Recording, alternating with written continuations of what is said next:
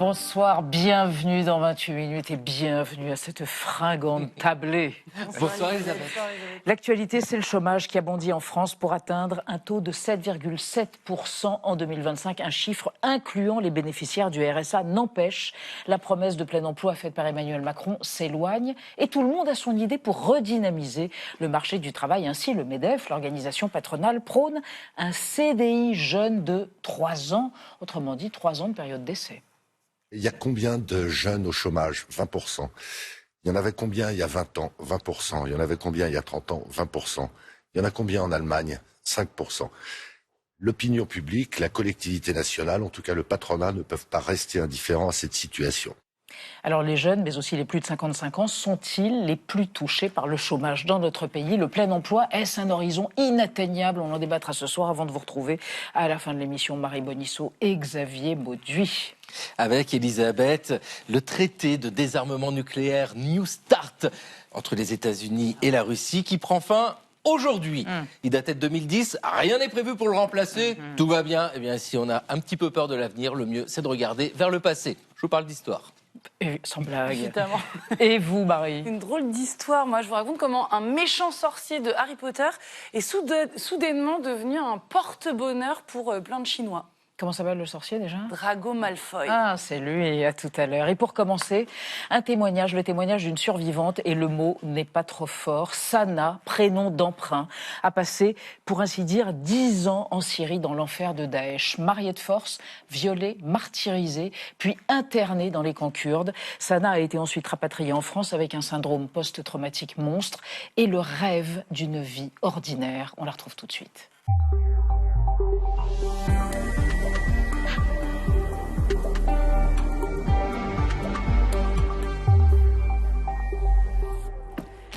Bonsoir, jeune Sana. Bonsoir. On est très impressionnés de vous avoir à cette table. Vous avez 26 ans, en même temps vous avez 1000 ans. Vous avez eu plusieurs vies tout à fait étonnantes et vous avez survécu à l'enfer. On va en parler avec vous. Je vous présente Alain Ndiaye et Benjamin Sportouche. Vous êtes au cœur de ce roman graphique En quête de liberté. Et je précise que si vous portez des lunettes et un masque, c'est pour être, si possible, peu ou pas reconnu au nom de vos filles. Voilà, exactement. De la tranquillité de vos filles, n'est-ce pas? Comment allez-vous?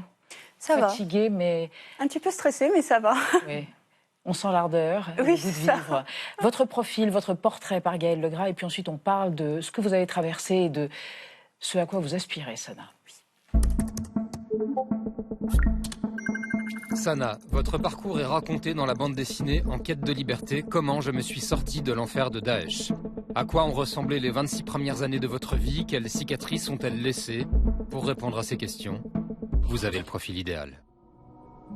Né en 1999, vous grandissez à Roubaix auprès de vos parents algériens. Votre mère vous insulte, vous tabasse, vous interdit de voir des amis. Lorsque vous avez 13 ans, elle vous oblige à quitter l'école, puis à porter le voile intégral. Votre père travaille beaucoup, votre mère dicte sa loi. En 2013, les islamistes gagnent du terrain en Syrie. Ils contrôlent déjà Alep, la deuxième ville du pays. الذي نصبو إليه هي دولة إسلامية كما بدأها النبي صلى الله عليه وسلم ولا نرضى بديلا.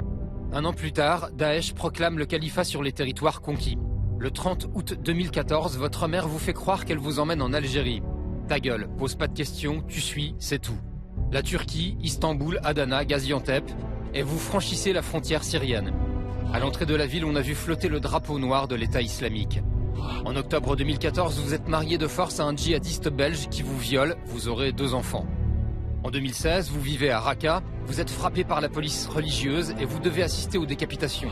L'odeur de la mort s'infiltrait partout. En 2017, la coalition internationale intensifie les frappes sur Raqqa. Vous fuyez vers Baghouz, au sud de la Syrie. Votre père et 2 de vos sœurs y meurent sous un bombardement. Vous crevez de faim. Un soir, en allant chercher de la nourriture, vous êtes atteinte au cou par un sniper. En 2019, Baghouz, dernier territoire tenu par Daesh, tombe. Vous êtes conduite au camp d'Al-Hol, l'enfer. L'hiver était glacial, l'été suffocant. Puis vous êtes transféré à Roge en 2020. Le 24 janvier 2023, vous êtes rapatrié en France. Vous êtes séparé de vos 2 filles confiées à l'aide sociale à l'enfance et vous êtes entendu par la DGSI. Le parquet national antiterroriste vous libère, aucune charge n'est retenue contre vous, vous pouvez revoir vos enfants.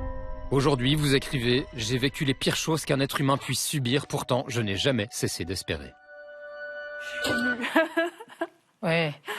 C'est insupportable de réentendre tout ça parce que vous faites des cauchemars, vous continuez à faire des cauchemars. Oui, Ça vous poursuit. évidemment, on s'en débarrasse jamais totalement. Je le vois à chaque fois que je dors, dans mes rêves. Ce qui était odieux, c'est d'être traité comme un objet, d'être complètement déshumanisé, mais c'est pas seulement en Syrie, c'était avant dans votre existence, par votre mère qui vous a martyrisé. Oui, oui, ça a commencé déjà bien avant. J'ai jamais eu de réponse face à cette tyrannie qui était ma mère. Pourtant, je lui posais des questions, mais elle avait ce traitement spécialement avec moi. Sadique. Exactement. Bah, elle était aussi très dure avec mes frères et sœurs, mais je prenais moi plus. Je ne sais pas pourquoi. Sana, il y a un personnage qui est bouleversant dans votre histoire, c'est votre père, qui n'était pas radicalisé, qui est mort en Syrie et qui est allé en Syrie, lui, pour vous rejoindre et pour ne pas être séparé de ses enfants. Oui. Vous pensez à lui tous les jours? Oui, oui, c'est... Il y a certains éléments dans mon histoire que je souhaite pas trop en parler, comme par exemple mes frères et sœurs, et notamment mon papa, parce qu'il est mort pour moi comme un héros, parce qu'il est venu nous récupérer, même s'il y a laissé la vie. Mais que voulez-vous? Mais il n'a pas pu le faire. Il n'a pas pu. Ce qui est impressionnant, c'est que dans ces camps et en Syrie, vous êtes la seule mère ou l'une des seules femmes à vouloir rentrer en France. Les autres femmes sont totalement radicalisées. Elles ne vous comprennent pas. Le dialogue est impossible. Alors en fait, si vous voulez, il y a eu plusieurs étapes. C'est-à-dire qu'il y avait en premier temps le camp d'Al-Hol. Le camp d'Al-Hol qui était très radicalisé, totalement radicalisé. Et ensuite, donc là, c'était vraiment impossible de pouvoir divulguer notre désir de rentrer en France ou quoi que ce soit. Ensuite, à Roche, ça s'est un petit peu tassé. Donc du coup, on voyait un peu plus clair. Les femmes qui voulaient rentrer étaient peu, certes, mais on était très fortes entre nous. Moi, personnellement, j'ai gardé le secret jusqu'à ce que j'ai pu, c'est-à-dire 3 mois avant mon départ, parce qu'il y avait ma famille de mon côté. On a essayé de kidnapper mes enfants, donc les cacher dans le camp. Donc oui, j'ai préféré garder le secret jusqu'au bout. C'est des camps qui étaient gardés par les Kurdes. Et effectivement, les femmes djihadistes radicalisées menaçaient les Kurdes et vous vous sentiez extrêmement menacée vous-même par ces femmes. Évidemment. Qui ne supportaient pas l'idée que vous vouliez rentrer en Occident, la région des mécréants. Mais avant ces camps, vous avez vécu votre première installation quand vous avez été emmené de force en Syrie, c'est à Al-Bab. Et vous avez vu le drapeau noir de l'État islamique, donc de Daesh. Al-Bab, c'est là où ont été conçus les attentats qui ont fait tant de morts en 2015 en France. Vous étiez à Al-Bab quand il y a eu les attentats en 2015. Et là, vous avez assisté à quelque chose qui vous a brisé le cœur. C'est des manifestations de joie de la part des djihadistes. Oui, ça m'a assez marqué. Sachant que moi, je venais d'accoucher de ma première fille. C'était le lendemain, quasi. Et du coup, j'étais alitée. Et puis, il y a le père de mes enfants qui est arrivé avec cette nouvelle fracassante en me disant que c'était la fête dehors. Puis j'entendais des coups, des tirs d'armes. Et en fait, ça me choquait de me dire comment peut-on être aussi joyeux de tuer des femmes, des enfants, des innocents, des gens qui étaient juste en train de faire leur vie. J'avais peur pour 2 raisons. La raison qu'eux, ils prennent le dessus et qu'on soit tous, du coup, sous leurs règles. Et seconde chose, que la France me voit telle qu'elle. J'avais peur, moi, de te considérer comme ça parce que j'étais là-bas. Oui. C'est ça. Alors, Sana, on va évoquer avec vous et avec Anna les enfants, le sort des enfants rapatriés, les enfants d'anciens djihadistes qui bénéficient, en France donc, d'une prise en charge qui est millimétrée. Oui, au total, 179 enfants français ont été rapatriés depuis 2019. Dès leur arrivée sur le sol français, c'est le parquet national antiterroriste qui supervise leur prise en charge. Ils sont immédiatement séparés de leur mère, recueillis par l'ASE, l'aide sociale à l'enfance, le temps que la justice décide s'ils vont aller vivre avec des membres de leur famille, en foyer ou bien en famille d'accueil. On les appelle les mineurs de retour de zone. Ils subissent ensuite un bilan médico-psychologique, entament une thérapie avec un psychiatre. Ceux dont la mère est en prison peuvent lui rendre visite, toujours accompagnés par des éducateurs de l'ASE et de la protection judiciaire de la jeunesse. Et puis le dernier volet de leur prise en charge, c'est de veiller à leur déradicalisation et à leur bonne réinsertion dans la société, et cela notamment grâce au travail des éducateurs et des référents laïcité. Alors vous avez 2 filles. Quand vous êtes revenus en France, elles ont été placées justement sous l'autorité de l'ASE, même si la justice n'a retenu aucune charge contre vous. Comment elles vont aujourd'hui? Et est-ce que vous avez est-ce que vous avez l'espoir de récupérer leur garde totale? Alors, merci pour cette question. Mes enfants vont très très bien. Elles ont une vie comme n'importe quelle petite fille en France. Quand on les voit, on ne croirait même pas du tout qu'elles ont vécu tout ça. C'est important de le dire parce que je peux comprendre qu'il y ait certaines craintes venant des enfants de djihadistes ici en France. C'est normal d'avoir peur, évidemment, mais il ne faut pas oublier que ce sont des enfants. Leur cerveau, à ce moment-là, est une éponge, donc forcément, on peut l'effacer et les aider à se reconstruire. Moi, j'ai pu bénéficier à cette prise en charge, c'est-à-dire que j'ai été prise en charge moi-même par des éducateurs, par des psychologues, par des psychiatres, etc. Mes enfants, ça a été la même chose, ça a été bouchée double. Ils ont beaucoup d'éducateurs, ils ont des psychologues, etc. Ils sont bien accompagnés. À l'école, ils ont des AVS, donc si elles ont besoin d'une éducation spécialisée, elles ont pu en bénéficier. Et dans ces cas-là, je pense qu'il n'y a aucun souci. Si c'est bien accompagné, comme pour les miens, il n'y a vraiment aucun problème. Donc aujourd'hui, vous dites merci à la France, mais vous dites aussi ni la France ni la Belgique n'ont pu empêcher votre départ en Syrie. Ça, vous en parlez? Oui, évidemment. Alors, pour la France, j'ai envie de dire, toutes les personnes qui sont parties, c'est compliqué de savoir qui est qui. En fait, c'est difficile. Et pour la Belgique, oui, parce qu'en fait, la Belgique, je ne sais pas exactement comment ça s'est passé, puisque je ne suis pas rentrée dans ce bloc avec ma mère. Mais oui, en effet, ils auraient pu nous sauver. Oui, parce que vous êtes passé par la Belgique. En fait, ce qui s'est passé, vous aviez 15 ans, votre oncle, radicalisé, fou furieux, a emmené toute la famille en disant on va en Algérie. Donc vous avez été victime d'un mensonge. Or, il vous emmenait en Syrie et vous êtes passé par la Belgique. Et là, il n'y a pas eu de contrôle. En fait, si vous voulez, on est passé d'abord par la Belgique une première fois. Une seconde fois, on est retourné vers la Belgique. Je ne sais plus exactement pourquoi. Et puis, à ce moment-là, on est retourné une seconde fois vers la Turquie. Donc, c'est à ce moment-là, je me suis dit, la Belgique aurait pu nous sauver. Après, quand on vit des choses comme ça, on s'accroche à nos moindres petits espoirs. C'est pour ça que je garde quand même un petit pincement au cœur, mais je pense qu'eux aussi ne pouvaient pas savoir.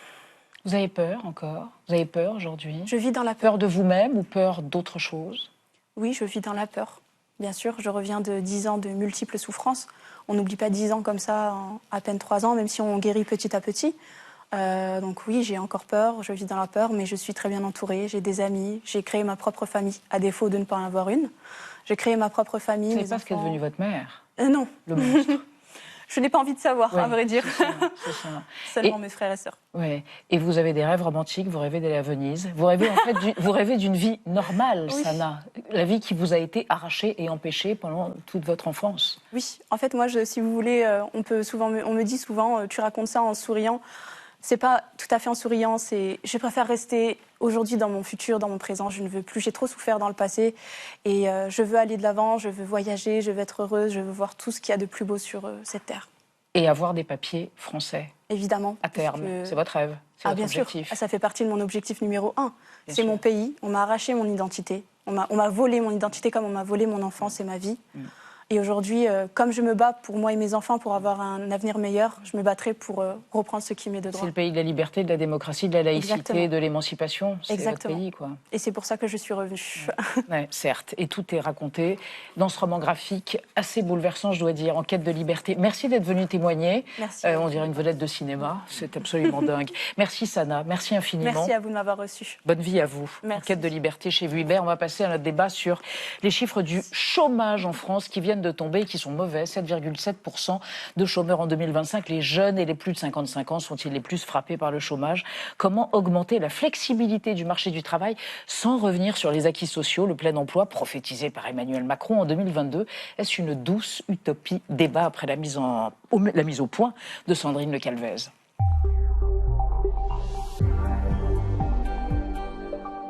Emmanuel Macron avait promis de s'attaquer au chômage avec un objectif, le retour du plein emploi sous la barre symbolique des 5% en 2027.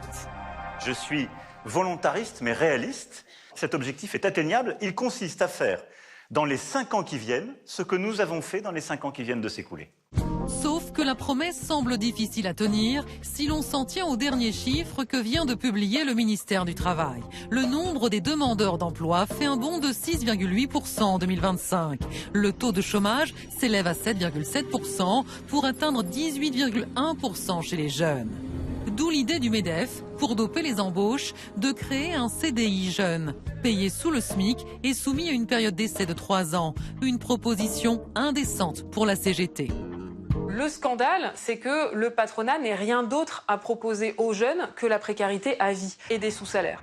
Le ministre du Travail est intervenu hier pour éteindre la polémique. La proposition du MEDEF n'est pas à l'ordre du jour.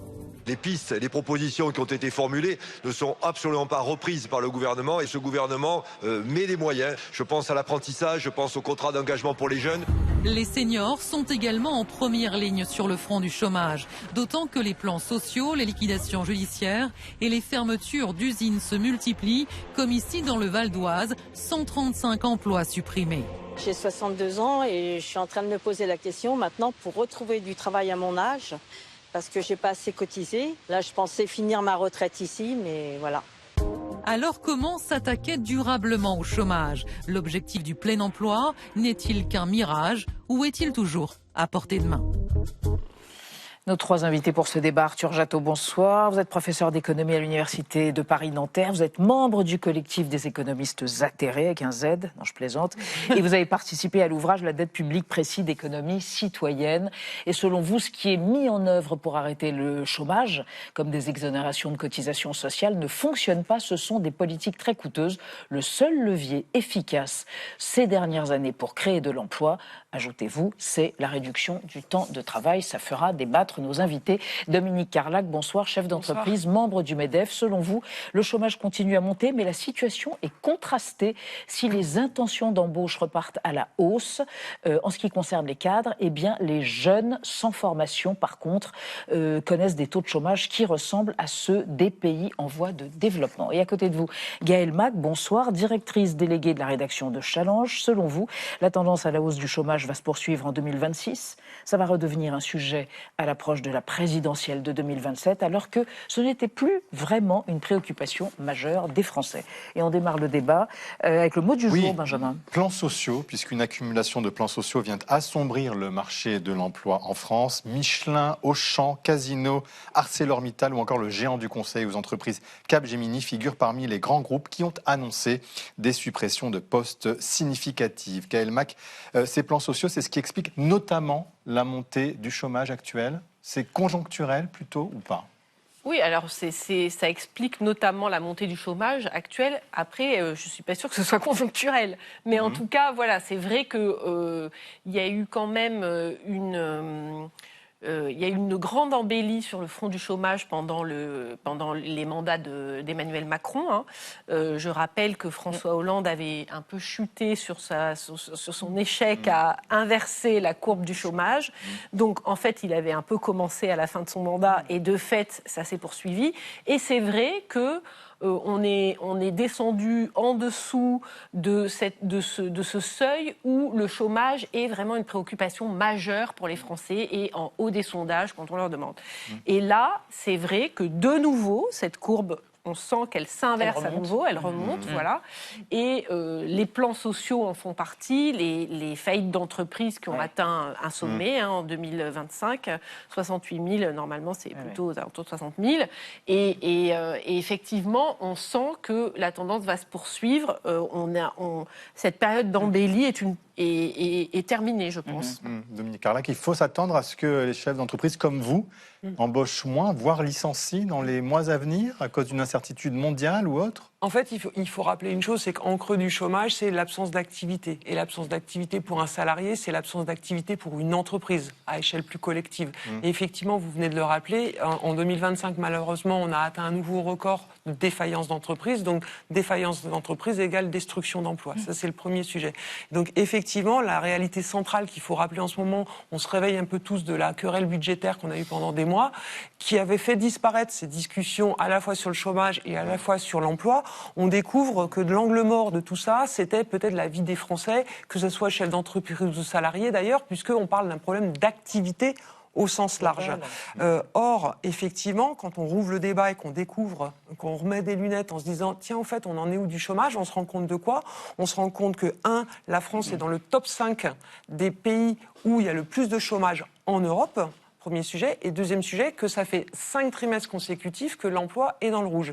Donc effectivement, on a un vrai problème d'activité. Alors on va revenir évidemment sur les raisons de ces problèmes d'activité, mais on a un vrai problème de l'activité qui freine et donc l'emploi, effectivement, soit vous ajournez, des emplois parce que vous avez moins d'activité. Quand vous êtes chef d'entreprise, vous ajournez, vous dites c'est pas ce mois-ci, c'est pas ce trimestre-là, je vais attendre le budget prochain, donc mon budget 26 ou 27, soit vous en détruisez parce que l'activité est détruite. Par rapport à ce tableau plutôt sombre, est-ce qu'on peut pondérer avec le fait que dans les chiffres du chômage, Arthur Jatot, les bénéficiaires du RSA soient inclus ? Oui, donc alors, ça modifie peut-être un tout petit peu le... Alors, ça modifie un peu la donne. Il y a un certain nombre d'artefacts statistiques qui permettent de faire baisser artificiellement les chiffres du chômage, suivant la manière dont on les regarde. Moi, je voudrais quand même insister aussi sur un point. Il faut prendre garde à ne pas apprécier la situation sur le marché du travail uniquement avec le taux de chômage, mais aussi avec la qualité des emplois qui sont créés. On peut faire baisser le taux de chômage, mais à quel prix on le fait baisser ? Est-ce qu'on fait baisser le taux de chômage en créant des contrats précaires, en créant avec des rémunérations qui sont moindres ou qui progressent moins? Je pense qu'il faut faire attention à ne pas analyser la situation sur le marché du travail uniquement sous l'angle du taux de chômage. Évidemment, il faut le faire, mais c'est quels emplois on crée pour faire baisser le taux de chômage. Alors, on va continuer le débat. Là, on ne va pas parler des emplois concrets, on va parler de ceux que l'intelligence artificielle fait disparaître. On en parle avec vous, Anna. Oui, dans les économies avancées, 60% des emplois seront touchés par l'intelligence artificielle. C'est un tsunami qui déferle sur le marché du travail. C'est ce qu'a exprimé Kristalina Georgieva, la présidente du FMI, lors du forum de Davos en Suisse.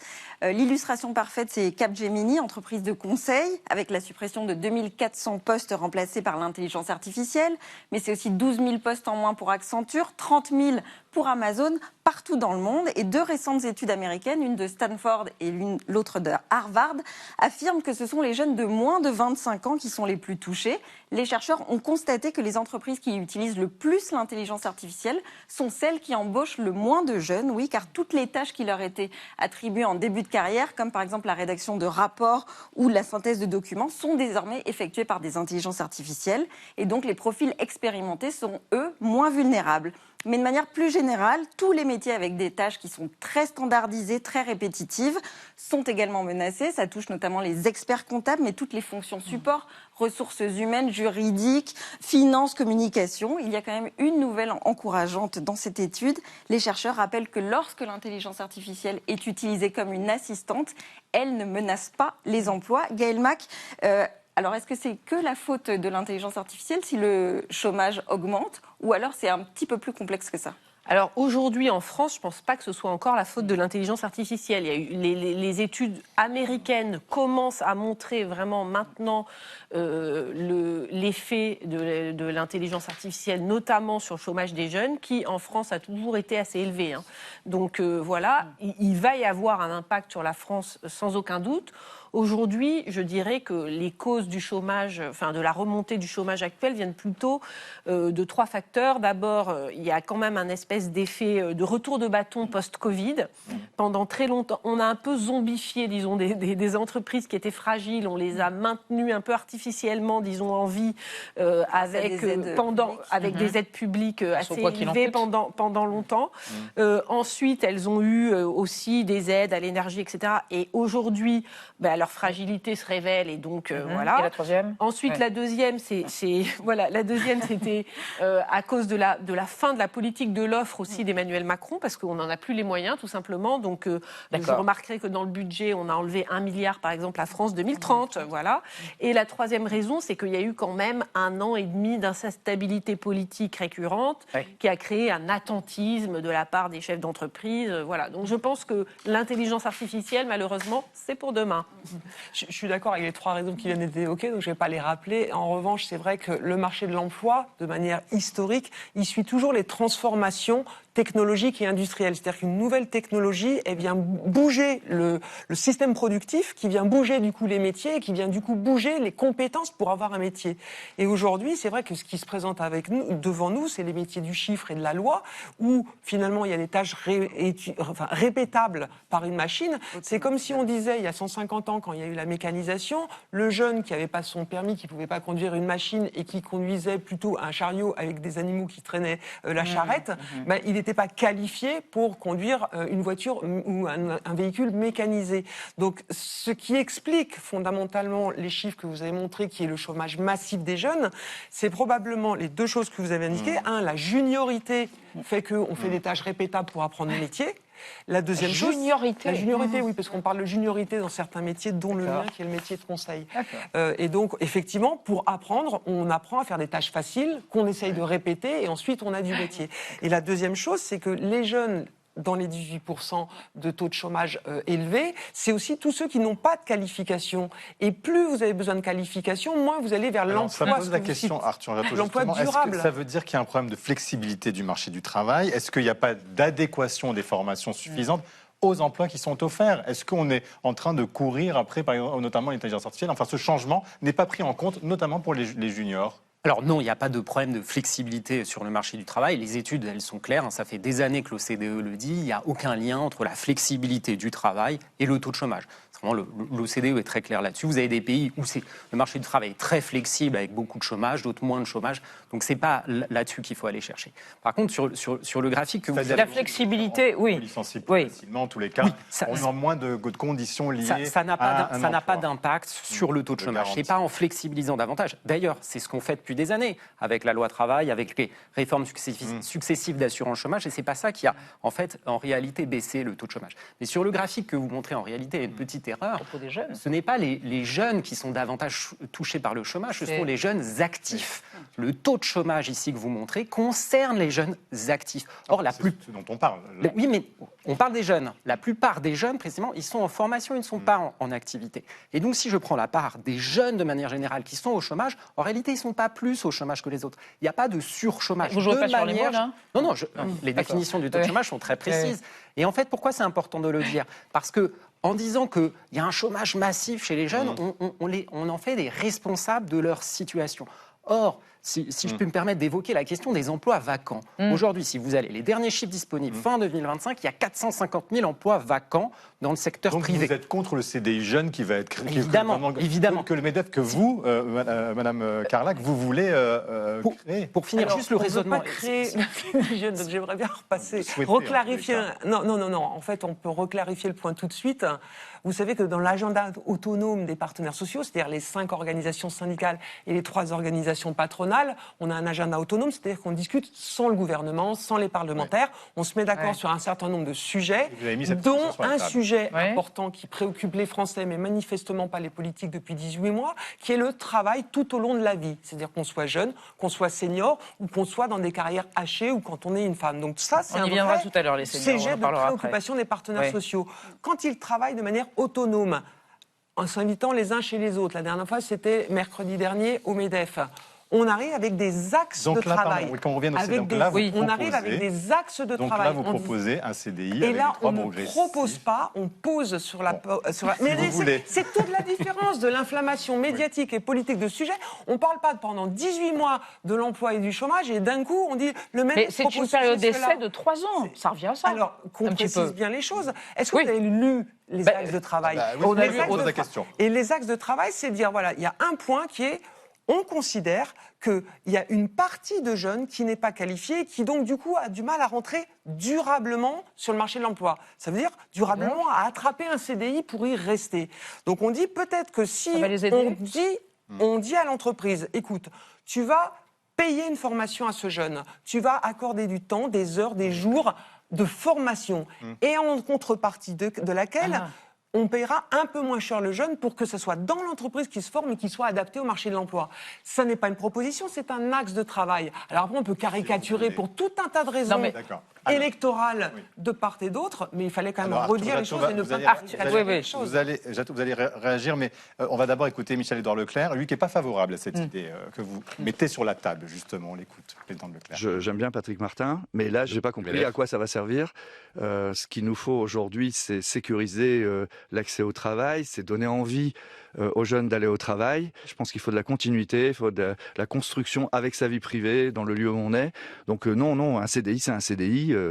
Ne créons pas de la précarité, là où au contraire, on offre du long terme. Patrick Martin, c'est le président du MEDEF, Arthur Jatto. Donc, pour finaliser le raisonnement, 450 000 emplois vacants. On a 3,7 millions de chômeurs de catégorie A, 6,5 millions si on a une vision plus extensive. On voit bien qu'il n'y a pas assez d'emplois pour tout le monde. En admettant qu'on flexibilise du côté de la jeunesse en créant un CDI spécifique, peut-être à la limite qu'ils vont être embauchés à la place d'autres gens, mais ce n'est pas ça qui va résoudre le problème du chômage. Le problème du chômage, c'est un problème du côté des emplois. Il n'y a pas assez d'emplois qui sont proposés. Le problème n'est pas que les jeunes ne sont pas suffisamment employables ou encore moins qu'ils n'aient pas envie de travailler, ou même si on va voir chez les plus seniors que on préfère toucher des allocations que travailler, ça, ce sont des fausses. Vous, c'est plutôt réduction du temps de travail. Alors, il y a plusieurs possibilités. Alors, par exemple, on parlait des seniors à l'instant. La réforme des retraites. Si on fait partir les gens à un âge plus avancé, forcément, on laisse des cohortes supplémentaires sur le marché du travail. C'est une pression aussi sur le marché du travail. Il faut qu'ils partent plus tôt. La seule politique qui a marché ces 25 dernières années, enfin ces 30 dernières années en matière de réduction du taux de chômage, c'est la réduction du temps de travail. C'est ces politiques-là qu'il faut réactiver. Mais attendez, Gaël Mac et ensuite vous, Dominique Carla. Gaël Mac, il a raison, c'est la bonne piste. Alors, je ne pense pas que ce soit en tout cas la seule piste. Voilà. Et globalement, après, je veux dire, c'est juste aussi une question de coût.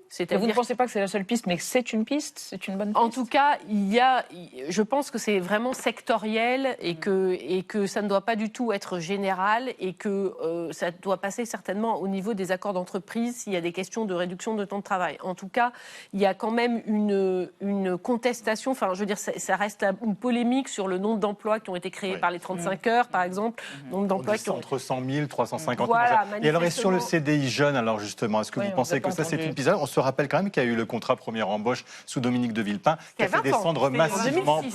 Voilà. La même situation économique à 20 ans. Mais ça avait fait descendre beaucoup de monde dans la rue à l'époque. Oui. Bon, alors moi, je trouve que c'est toujours, c'est toujours compliqué d'avoir un espèce de sous-contrat, je dirais, pour les jeunes. Voilà, ça c'est quand même, et il y a quand même un problème français pour les entreprises à recruter des jeunes plus que dans d'autres pays.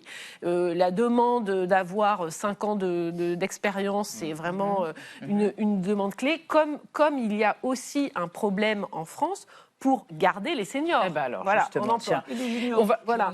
Donc, juniors et seniors, là, des deux bouts. Voilà. Et donc, finalement, on dit aux gens, oui, écoutez, c'est bien 5 ans d'expérience. Et puis, si vous pouviez partir à 55 ans, mais en fait, il faut quand même cotiser 40 ans. Donc. Alors, vous évoquez les seniors, ça va être l'objet de notre archive, puisqu'ils gonflent les statistiques du chômage. C'est pas nouveau, regardez ces témoignages 2003. Depuis 1 an et demi, cet ingénieur de 59 ans connaît sa 2e période de chômage. Ses diplômes et son expérience ne suffisent pas. Aujourd'hui, son âge apparaît clairement comme un handicap à l'embauche. J'ai envoyé une candidature et mon CV qui m'a été retourné avec ma date de naissance entourée d'un coup de crayon rouge. Ça fait mal dans la mesure où on a l'impression vraiment de ne servir à plus rien. Parce qu'en fait, c'est une façon de vous rejeter. Il y a quelques mois, Hervé Jean faisait partie des 2 finalistes retenus pour un emploi, mais l'entreprise lui a préféré le candidat plus jeune, moins expérimenté et surtout moins payé, une nouvelle désillusion. Sur les 2,8 millions de Français âgés de 55 à 59 ans, seulement 1 sur 2 a un emploi, les autres étant soit au chômage, soit en pré-retraite. Non, c'était seulement il y a 23 ans. Oui. Une cravate assortie. Arthur Jatto, là aussi, vous renvoyez la balle aux entreprises sur les seniors? Alors, on peut renvoyer la balle aux entreprises, mais je ne formulerai pas les choses comme ça. Moi, je reviendrai sur quelque chose qui me semble très clair. Aujourd'hui, il y a des gens qui travaillent et qui travaillent trop. Il y a des gens qui sont en burn-out, qui font beaucoup d'heures supplémentaires. Il y a des gens qui ne travaillent pas ou pas assez. Il faut partager le travail. Et le partage du travail, il sera bénéfique pour tout le monde. Pour les juniors, comme vous dites, pour les seniors aussi, qui peinent à trouver un emploi. Leur taux de chômage est relativement faible chez les seniors, mais ceux qui sont au chômage ont une durée Donc c'est les chômage. 32 heures c'est par semaine. Ça peut être les 32 heures, par exemple. Alors, Dominique Carlac, par contre, pour les seniors, il y a un dispositif assez peu connu là, qui date d'octobre 2025, le CDI senior. Alors, c'est quoi ça? Alors, ça, moi, je ne le pratique pas parce que, en toute vous n'avez pas engagé humilité, des seniors. Et au contraire. Mon assistante, je l'ai recrutée, elle avait fait 3 boulots dans sa vie, elle avait 54 ans, elle croyait qu'elle était fichue, comme elle disait, et je l'ai recrutée, et c'est une collaboratrice fidèle, formée. Et c'est une piste, ce CDI. Donc ce que je veux dire par là, c'est qu'en fait, si on se met à l'échelle d'un chef d'entreprise, je ne parle pas de la théorie économique, je parle à l'échelle de la décision d'un chef d'entreprise. il est là pour quoi le matin? Il est là pour développer de l'activité et il rêve s'il pouvait avoir 10 collaborateurs de plus tous les mois, il serait content pour que ça ne surchauffe pas dans l'entreprise, y compris pour lui. Le problème, c'est qu'on ne crée pas de l'activité comme ça en claquant des doigts. Il faut juste une conjoncture qui permet de la confiance, qui permet de tout simplement prendre des commandes. Prendre des commandes et qui se disent, OK, là, il y a trop de travail, donc il nous faut embaucher. Mais quand ces conditions... Surtout, il faut le partager, ce travail, et faire moins d'heures pour tout le monde pour que vous puissiez avoir plus de gens autour de vous. Ça, vous n'êtes pas favorable à ça? Eh ben, en fait, moi, je suis favorable à créer plus d'activités pour enrichir plus de gens, donc donner du travail à plus de gens. Après, est-ce que le malthusianisme a produit des effets, que ce soit en matière démographique ou économique? Je ne crois pas. Le contrôle, quoi, c'est-à-dire le contrôle des catégories, des tailles de population. On a une baisse de la démographie en France, c'est ça qui va nous aider quelque part. Et puis la suspension de la réforme des retraites, il faut s'accrocher à ça finalement pour qu'on ait peut-être une baisse du chômage, et finalement une baisse du chômage en trompe-l'œil. Alors sur le court terme, oui, la suspension de la réforme des retraites, de fait, elle va quand même faire partir des gens qui devaient rester sur le marché de l'emploi, sur le marché du travail, elle va faire partir plus tôt finalement. Donc là, il y a un tout petit effet de court terme. Après, sur le plus long terme, oui, le fait que la démographie française, enfin, le chômage en France, qui a toujours été quand même, on voyait qu'on était dans les 3 premiers européens, ça a toujours été le cas. On a toujours eu plutôt un chômage élevé en France. Et même le chômage a baissé partout en Europe quand il a baissé en France, donc on n'a pas changé de rang. Voilà. Et parce que certains disent qu'on a une assurance chômage trop généreuse. Non, c'est surtout parce qu'on a une démographie qui, par rapport aux autres pays, était quand même plus... On a des nouveaux entrants dans le marché du travail tous les ans, parce que jusqu'ici, on avait une démographie un peu plus dynamique que dans la plupart des autres pays. Donc là, c'est vrai que cette baisse de démographie que nous connaissons va aider un peu le marché de l'emploi, mais il y a l'intelligence Dernière question. Arthur Jatteau, là-dessus, sur le fait qu'on dise qu'on est une assurance chômage, qu'on est trop assurantiel en France par rapport aux autres pays européens, notamment l'Italie aussi, qui a mis en place ce CDI. Non, effectivement, si on regarde du côté des chiffres, on n'a pas une assurance chômage qui est particulièrement généreuse. Les allocations chômage en France représentent 46% du salaire médian en France. C'est plus au Danemark, c'est plus en Espagne, c'est plus aux Pays-Bas, c'est plus en Italie. Il y a des choses sur lesquelles on est plus peut-être plus généreuse. Là-dessus, ça l'est pas. De manière générale, c'est pas ça qui explique les piètres performances du taux de chômage français. Faut pas aller voir du côté de l'assurance chômage. Très rapidement, vous avez eu des aides publiques quand même assez importantes, plus de 100 milliards. On se dit pourquoi elles n'ont pas servi à faire de l'emploi? Elles ont servi à faire de l'emploi, donc d'abord. Et maintenant, sans ces aides, ce sera pire. Ce que je dis, c'est que si on ne soutient pas l'activité, la fameuse politique de l'offre, on aura du mal à créer des emplois artificiels. Très bien, merci à tous les trois d'être venus débattre ce soir. On va rester dans l'actualité, mais vu par Xavier Maudieu et Marie Bonisseau. Mauvaise nouvelle pour la paix mondiale, le traité New Start, qui limitait le nombre d'ogives nucléaires en Russie et aux États-Unis, vient à échéance ce soir. Et en Chine, un méchant de la saga Harry Potter est devenu une amulette, un symbole, le fétiche, le symbole de la chance pour 2026. Mais d'abord, le mauvais lettre du jour, c'est bar tabac. Ces lieux de la philosophie de comptoir disparaissent en France. 18 000 fermetures en 20 ans. Avec quelles conséquences? C'est entendu. C'est bars, c'est troquet, c'est tabac. On compte 2 bars tabac. La fermeture des bars tabac en France. Qu'est-ce que ça veut dire? Exactement ce que ça dit. Merci de m'en dire un peu plus. Entendu. La vie secrète des mots-vedettes. Bar tabac, de l'anglais bar, comptoir, et tabaco, soit en langue arawak des Caraïbes, les feuilles roulées fumées à Haïti et à Cuba à l'arrivée de Christophe Colomb, désigne un petit business qui cumule 2 activités réglementées, clope et alcool. Le 30 janvier, une étude a montré que la disparition des bars tabac nourrit la progression du vote RN. Son auteur, docteur en économie et chercheur en sciences politiques, a croisé 2 familles de données. L'étude de 18 000 fermetures de bars tabac entre 2002 et 2022, obtenue grâce au registre des terminaux de la Française des Jeux, combinée aux résultats des élections législatives et présidentielles sur 25 ans. Sur le temps long, les fermetures de troquets sont corrélées à une hausse du vote d'extrême droite. Au présidentiel, par exemple, plus 1,1 point en ville et plus 3,3 points à la campagne. Explication, au bar tabac, on picole, on joue et on socialise. La philosophie de comptoir est un exutoire au tracas quotidien, mais aussi un rempart au discours déclino simpliste. Après la guerre, la Ceita, qui avait le monopole de la fabrication de cigarettes, subventionnait les bars tabac en difficulté à condition qu'ils prennent le nom d'une de ses marques. Balto, Marigny, Narval, Chiquito. Et en 1960, la France du général compte 200 000 bars tabac. En 2023, celle de Jupiter en compte 5 fois moins. L'étude évoque le vide relationnel créé par la fermeture d'un bar-tabac et montre que dans 22% des cas, l'année suivante, la commune ne compte plus aucun lieu de rencontre pour les habitants. Inversement, l'ouverture de bar-tabac est associée à une baisse du vote RN. Un plaidoyer pour la France, black, blanc, jambon beurre. Merci Thibault Nolte, Marie Bonisseau, Xavier Mauduit. Mais quelle mauvaise nouvelle, Xavier, votre chronique. Enfin, ce que raconte votre chronique, pas votre chronique, bien sûr. Le traité de désarmement nucléaire New Start, conclu en 2010 entre la Russie et les États-Unis, expire ce soir. Oui. Il risque d'y avoir prolifération d'ogives, on ne sait pas. Rien n'est prévu pour le prolonger.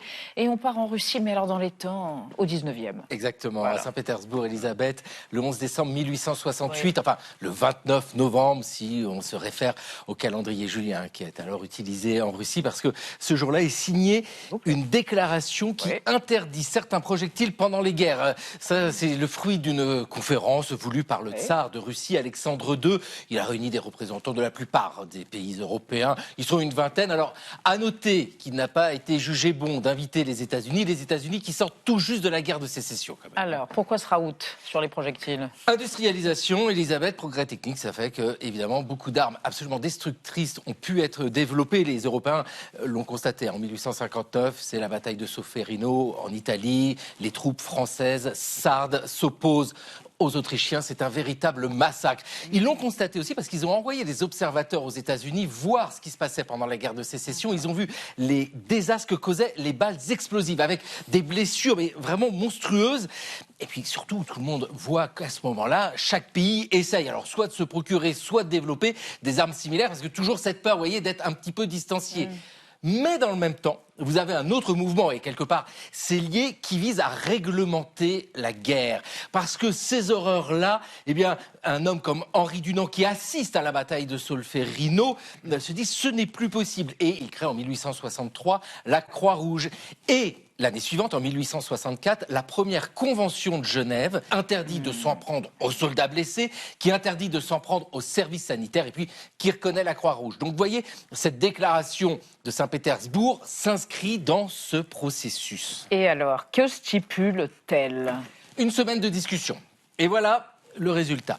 Il est interdit d'utiliser des projectiles explosifs, fumigènes, et ces projectiles inflammables, tirés par une arme portative. Et la discussion dure longtemps autour du poids. Le poids, c'est 400 grammes pour ce projectile. Au-dessus, c'est autorisé au sens où ce n'est plus une arme portative, c'est de l'artillerie, ce sont des canons. C'est un petit peu différent. Mais en tout cas, cette déclaration de Saint-Pétersbourg est un moment fondateur, parce que c'est aujourd'hui encore une déclaration qui peut être brandie pour dire attention, regardez ce que vous utilisez comme arme, et c'est surtout l'amorce de ce processus qui vise à donner un frein à la folie des hommes, avec cette capacité d'infliger d'horribles blessures à son adversaire, et quand il y réfléchit, d'horribles blessures à soi-même. Merci Xavier. Marie, alors là, un croisement culturel dingue. Un méchant de la saga Harry Potter est devenu une espèce d'idole de la Chine, notamment grâce au Nouvel An chinois. Oui, c'est ça. Racontez-nous. D'ailleurs, je ne sais pas pourquoi c'est moi qui fais cette chronique, parce que c'est l'histoire d'un grand jeu de mots. Donc la passion de celui dont on ne doit pas prononcer le nom. Voilà, et en plus c'est un jeu de mots en chinois. Alors je vais essayer de vous raconter cette histoire. De qui on parle déjà? De mon personnage préféré de Harry Potter, Drago Malfoy, un petit sorcier peroxydé, insupportable et vaniteux, totalement malfaisant. Il est interprété dans les films de la saga Harry Potter par un acteur britannique qui s'appelle Tom Felton et qui a maintenant 38 ans. Je dis ça pour mettre un coup de vieux à tous les fans, merci, à tous les petits sorciers qui m'écoutent. Or, quelle ne fut pas la surprise de ce Tom Felton en découvrant sur les réseaux sociaux ces derniers jours sa tête d'enfant Drago Malfoy placardée absolument partout en Chine sur les décos du Nouvel An chinois qui approche. C'est le 17 février prochain. On va rentrer dans l'année du cheval. cheval de feu. Alors, on voit Drago partout, je vous l'ai dit, notamment sur une immense banderole dans un centre commercial. Il a sa petite tête. Mais aussi, il est décliné en aimant pour les frigos, en stickers, en autocollants. Il est sur des lecteurs de DVD chinois. Bref, il est partout. Tout ça pourquoi ? Eh bien parce que Drago Malfoy, en phonétique chinoise, s'est retranscrit comme ça avec ces 3 signes. Et comme je ne parle pas mandarin, on va écouter une voix de robot chinois qui le lit. Ma-er-fu. Voilà, Ma-er-fu. Le premier signe tout à gauche, c'est Ma, ça veut dire cheval. Et le dernier, fou, ça veut dire fortune, bénédiction. Cheval béni, absolument parfait pour cette année de cheval de feu qui commence. Et c'est comme ça que Drago, juste parce que c'est un jeu de mots, est devenu un porte-bonheur pour toute la Chine, sachant que quand même, cette popularité a amusé tout le monde, mais elle sort pas de nulle part. Les Chinois adorent la saga Harry Potter, en librairie d'abord, ensuite au cinéma. Et ça, c'était pas donné parce que c'est très compliqué pour les blockbusters américains de pénétrer l'immense marché du cinéma chinois, parce que d'abord, il y a des quotas de films étrangers. Ensuite, il faut réussir à passer la censure. Or, le pouvoir communiste déteste notamment les films avec des fantômes dedans. Il y en a dans Harry Potter, parce que la doctrine chinoise déteste l'irrationnel, les superstitions. Mais Harry a réussi à slalomer et à décrocher le pactole en Chine. Il y a même un parc d'attractions Harry Potter qui devrait ouvrir l'année prochaine à Shanghai, avec, un peu comme à Londres, avec visite des décors du film. Et puis vente des bonbons. Des bonbons. Oui, vous savez, c'est mes aliments préférés de Poudlard. Bref, le sorcier s'est très bien adapté à la Chine. Et qui sait, certains disent même sur Internet que Drago fera peut-être son retour pour l'année du serpent. Parce que je rappelle qu'il est serpentard, c'est sa maison dans Poudlard. Et on n'en parle pas assez, mais moi aussi je suis serpentard, c'est souvent mal vu, mais voilà, je décide de le dire ce soir. Chez Bonisso, la précieuse, en français. Wow. Mais non, pas du tout. Merci à tous. Demain à 20h05, vous retrouverez Renaud Dely et le club à lundi. Merci. Zai Chan.